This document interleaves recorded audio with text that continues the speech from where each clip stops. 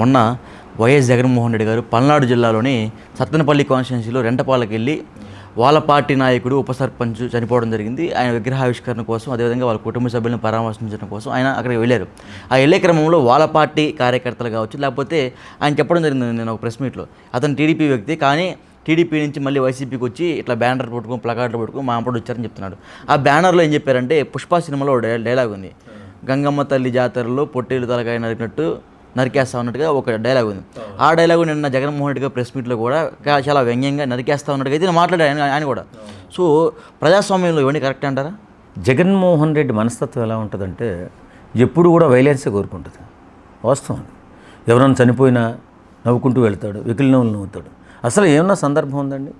నిన్న పర్యటనలో అసలు ఆ వ్యక్తి ఇది జూదం అంటే ఇది ఏమంటారు, బెట్టింగ్ ఆడి డబ్బులు పోగొట్టుకుని ఎలక్షన్లో కూడా డబ్బులు పోగొట్టుకుని జగన్మోహన్ రెడ్డి గెలుస్తాడని ఏం చేయాలో తెలియక సూసైడ్ చేసుకున్న తర్వాత 4 రోజులకు 5 రోజులకు చనిపోయాడు అనుకుంటా. అతను ఆ రోజే చనిపోలే వాస్తవంగా మనకు తెలిసిన ఇన్ఫర్మేషన్ ప్రకారం.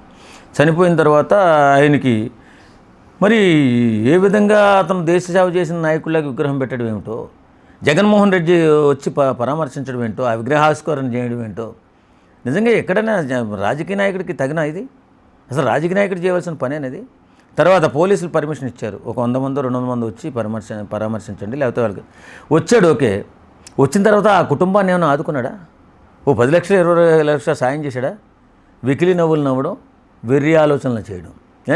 వస్తున్నప్పుడు దారిలో ఒక వ్యక్తి వాళ్ళ వైఎస్ఆర్సీపీ నాయకుడే గుండె పెడితే ఒకటి చనిపోయాడు. చిన్న యాక్సిడెంట్లో జరిగి ఒక అతను 2 చనిపోయారు లేదా? 2 చనిపోతే ఆ 2 ప్రస్తావన ఏమైనా ఉందా నిన్న మన విలేకరుల మీటింగ్లో? 2 ప్రస్తావన లేదు.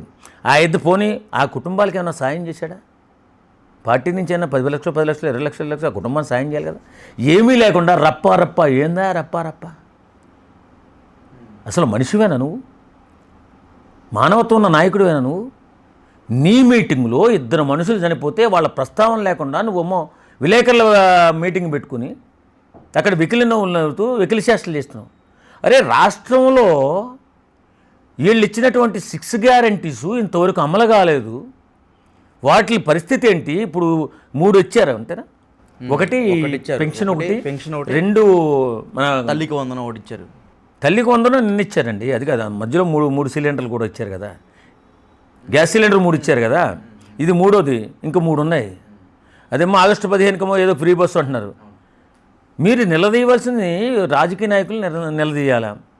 అరే బాబు చంద్రబాబు నాయుడు, నువ్వు ఇచ్చిన 6 గ్యారెంటీలు ఇంతవరకు ఎందుకు అమలు చేయలేదు అని చెప్పి రోజుకొచ్చి ఆయనతో ఫైటింగ్ చేసి 6 గ్యారెంటీలు అతి త్వరలో అమలయ్యే విధంగా పేద ప్రజలకు అందే విధంగా ప్రయత్నం చేయాలి. కానీ ఈ రప్ప డైలాగ్స్ ఏందా నాకు అర్థం కాదు. ఇంకా 3 గ్యారెంటీలు ఇవ్వాలి కదా, వాళ్ళు ఇచ్చిన హామీలు ఇంకా అమలు చేయలేదు కదా. మరి అలాంటప్పుడు నువ్వు చేయాల్సిందేంటి? ఏదైనా శవం చచ్చిపోతే ఆడికెళ్ళి ఎకిలి నవ్వులు అవుతావు. ఇది కరెక్ట్ అని ఎంతవరకు రాజకీయ ఆయన చేస్తున్న పని? బెట్టింగ్ యాప్లో చనిపోయిన వ్యక్తి విగ్రహం పెట్టడం ఏంటి? ఈయనమో దాన్ని ఓపెన్ చేయడానికి వెళ్ళడం ఏంటి? ఆ గ్రామానికి ఏమైనా సాయం చేశాడు ఇతను?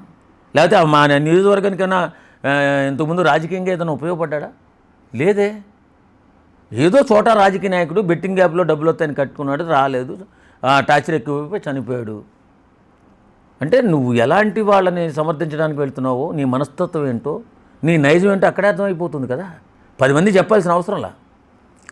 నీ నడత నువ్వు చేసే ప్రతి అడుగు ప్రతి ఒక్కడు గమనిస్తుంటాడు. ఒక సెలబ్రిటీ అయినా, ఒక రాజకీయ నాయకుడైనా, సామాన్యులమైన మనం వాళ్ళు ఏం చేస్తున్నారో, వాళ్ళు పేద ప్రజలకు ఉపయోగపడుతున్నారా, ప్రజల పక్షాన్ని పోరాడుతున్నారా లేదని ప్రతి ఒక్కడు గమనిస్తూనే ఉంటాడు.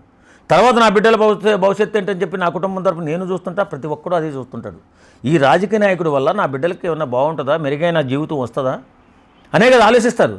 మరి ఇలాంటి దరిద్రాలని తీసుకొచ్చి నెత్తిమే పెట్టుకుంటే రేపు పొద్దున్న ఈ 11 కంటే 1 కూడా వస్తుందా? పోరాటం చేయాల్సింది ఎవరి మీద?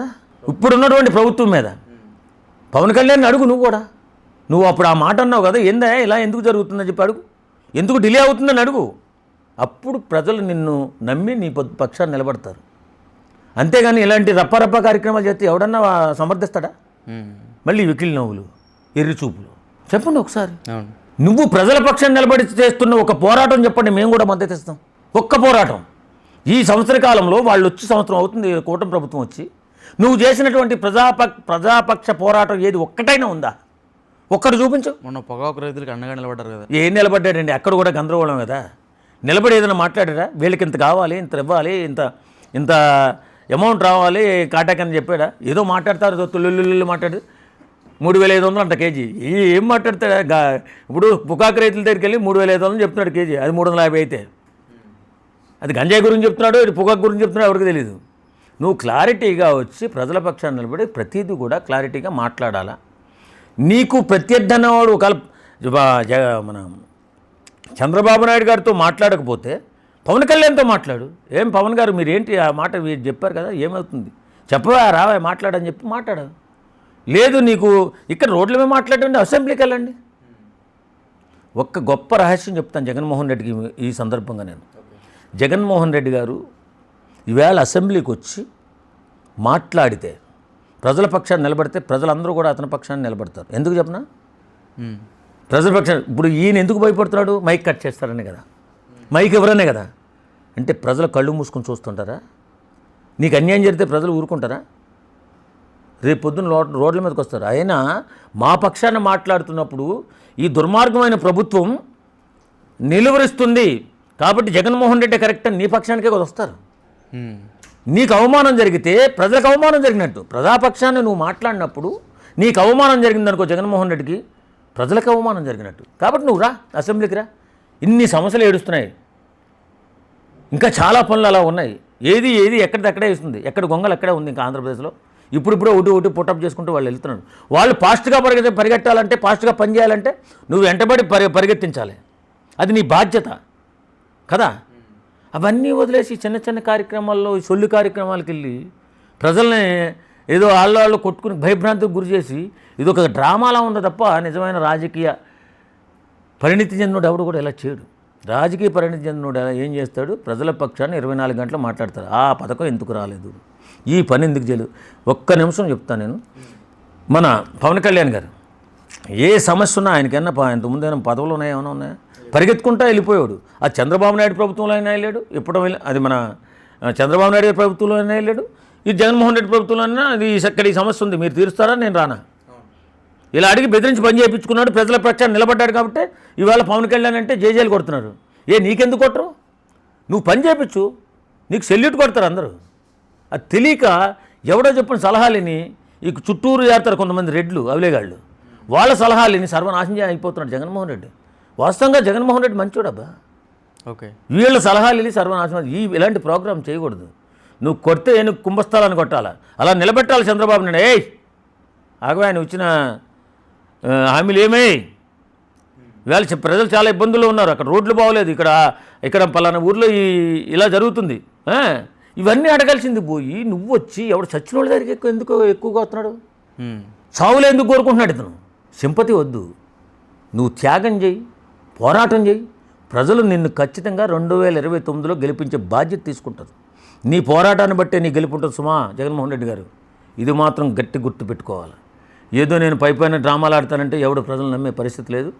ఖచ్చితంగా ఇప్పటికైనా మీరు తెలుసుకుని ప్రజల పక్షాన్ని పోరాడండి. పోరాడితే పోయేదేమీ లేదు, గుర్తుపెట్టుకో, నీకు బలం పెరుగుతుంది, అంతే. రైట్. ఓవరాల్గా జగన్మోహన్ రెడ్డి గారు జరిగిన పల్నాడు ఇష్యూ మీద ఒక మాటలు చెప్పాలని నేను చెప్తారు. వెళ్ళకూడదండి అలాంటి కార్యక్రమాలకి. ఎందుకంటే అతను నేను ప్రెస్ మీట్ కూడా ఏమన్నానంటే, మా పార్టీ కార్యకర్త, మా పార్టీ మనుషులు, మేము వెళ్తే తప్పేంటి, వెళ్ళు, ఏమిచ్చావు అని అన్నాడు ఆయన. ఏమిచ్చావు? ధైర్యం ఇచ్చా అని చెప్తున్నాను. ఏం ధైర్యం ఇచ్చాడు? నేనున్నాను. ఎందుకు? దరిద్రాన్ని ఇచ్చాడు ధైర్యం వాళ్ళు అక్కడ. ఇప్పుడు దరిద్రాన్ని ఇచ్చాడండి వాళ్ళకి. నువ్వు వచ్చావు, ఓకే, వచ్చిన తర్వాత ఒక కుటుంబానికి అన్యాయం అయిపోయి కదా చనిపోయాడు అతను. ఆర్థిక ఇబ్బందులతో కదా చనిపోయాడు. ఏ పార్టీ ఫండ్ అంత ఏడుతుంది, 10 లక్షలు ఇవ్వకపోయావా? ఇవ్వరా? అంటే ఇకిలినంలో అవడానికి వెళ్తున్నావు నువ్వు, కాపాడ్డాను కదా కుటుంబాలని.